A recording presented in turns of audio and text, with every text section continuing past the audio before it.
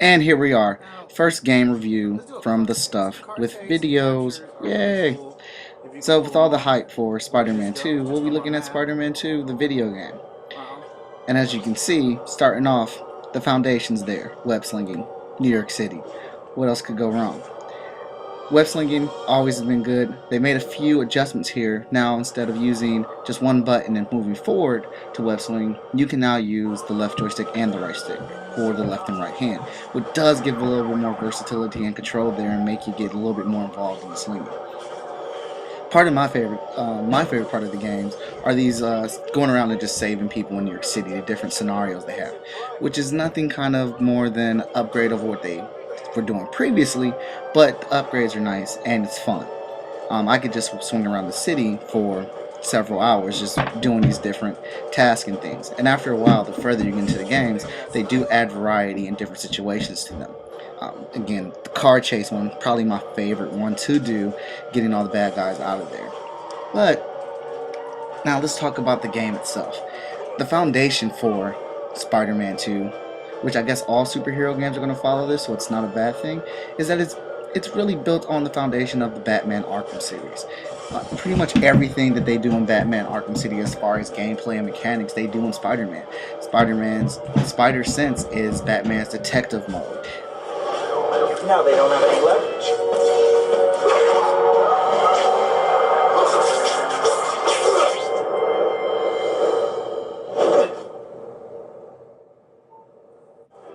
Now you have these newscasts that constantly pop up every time you do something within the city, which at first when you're playing the game the first few hours is cool because it's giving you an update of what's going on, and it shows that it's spreading the word of Spider-Man, whether bad or good, which it does play an effect in how your days will go in the city of New York. But after every single mission, it's really annoying seeing it, making it stop, seeing that again, over and over again after every mission. So after a while, they should have just like cut it out or maybe put it down at the screen in its own window to pop up, so your action can keep on going. Here we go as an example of Spider-Man's Spider Sense in detective mode when it fails you. As you can see, the building's on fire. It's kind of hard to figure out where this one last guy is that you can save because there's so much smoke and it gets blocked. I end up failing that mission, but we try again. There's so many missions to keep going, and as you can see, that looks great. Like, there's always these streets and positions in New York where if you find the right street and you go down it, the sun is always set right where it looks like a scene right out of the Amazing Spider-Man, especially if you pull off the web slinging good. You can create some really fun moments here. The game at its foundation, like I said, it has a good heart. It's a fun game. But the long and short of it is it's creating its own story, interacting, bringing all these other characters into it, and the plot and the way Fisk and Harry Osborn are supposed to work together is just kind of absurd. The game is definitely a rental. At most, I would say the game is a couple trade-ins, pay $10, $15 for it, but which makes the game great, which pushed me to buy it. This came with 2 free passes to go see Amazing Spider-Man 2.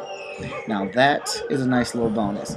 So if you traded it in, got a couple games off of it, pay $10 or $15, you get 2 free tickets, and you got a game you'll play for a couple days and get some fun out of it.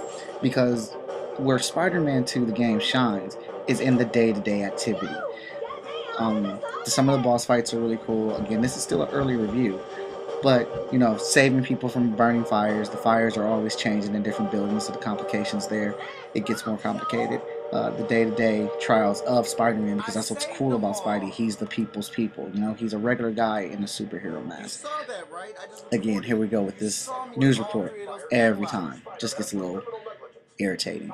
And this one actually, even though I saved all 3 people, it still said I failed to mention. So the game does have a couple glitches here and there. But again, the fighting on here is fun. Once you get over 30 hits, you can start unlocking and doing more Spider-Man type moves, which get even ridiculousness, is basically all I can say.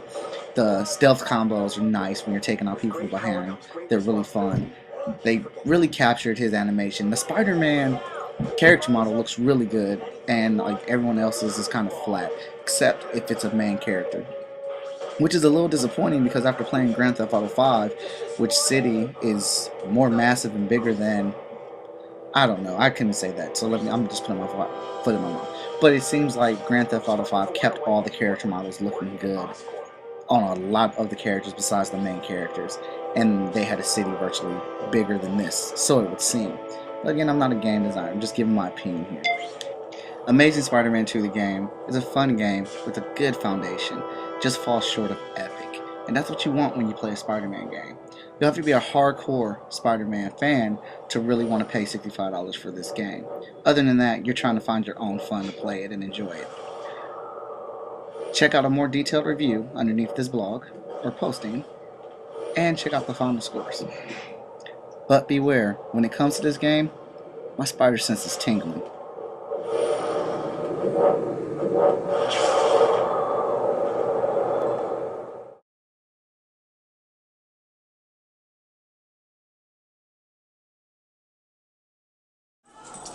Alrighty, so today's episodes of The Stuff, the podcast of The Stuff, the videos of The Stuff, were brought to you by our sponsors, Freestyle Comics, BDLTs, and our main sponsor, Heroes and Games. Doug, the owner of Heroes Games, is going to be doing a contest. So once this video gets posted, which will be today, the first 3 people to email sales@heroesandgames.com with contest in the subject line will get a free comic book mailed to them by Doug from Heroes and Games. So as soon as you see this, pop up that email, because the first 3 people to email them with that information, you're going to get a free comic book. It's going to get mailed to you. You can't beat that. You don't even have to get up. You go to your computer, you type something, Gmail, Google, Yahoo, Hotmail Express, I don't know what it is that you trendy kids are emailing with right now. Just type that up.